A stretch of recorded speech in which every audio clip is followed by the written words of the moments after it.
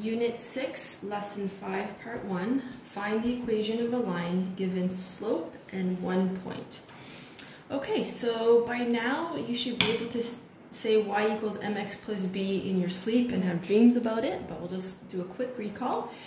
So the equation of a line in slope y-intercept form is frequently called y equals mx plus b, where m represents the slope and b represents the y-intercept. So you need those two pieces of information, and what that gives you is a partial variation. So that means it's a line that does not go through the origin of the graph, which is 0, 0. Another equation that you might see is y equals kx, where k represents the slope, and the equation is a direct variation. So if you recall from the last unit, a direct variation means that the graph goes through 0 and 0. Just to also recap, parallel lines have the same slope, and parallel lines are two lines that never meet.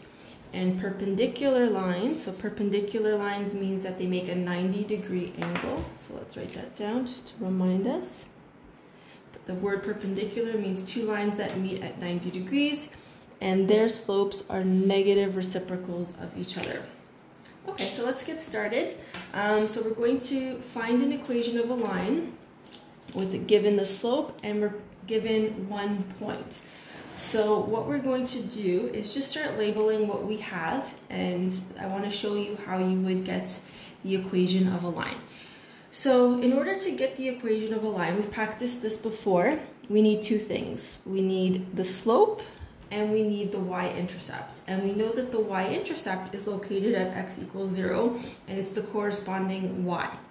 So what we're going to do is, if we're given the slope and 1 point, we can use this to figure out what b is. So we already have m, we have a point.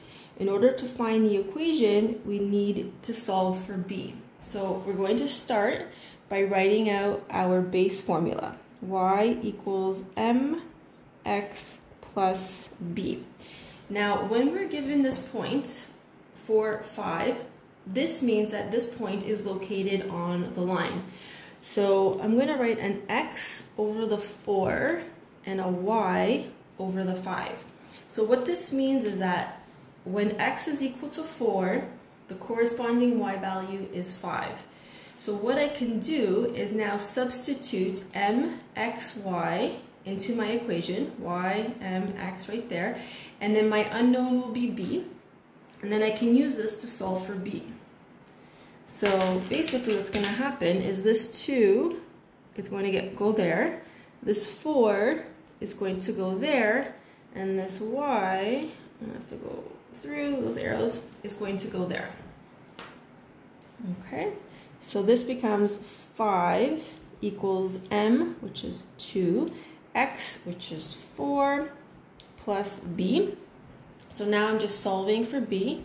So the 5 stays put, 2 times 4 is 8, plus b.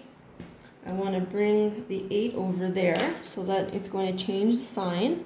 So that becomes 5 subtract 8 equals b. Negative 3 equals b, or as I like to write it, b equals negative 3. So once I have b, I was already given the slope, I can use this information to create my equation of a line. So then y equals 2x minus 3 is the equation of the line. Okay, let's do another example.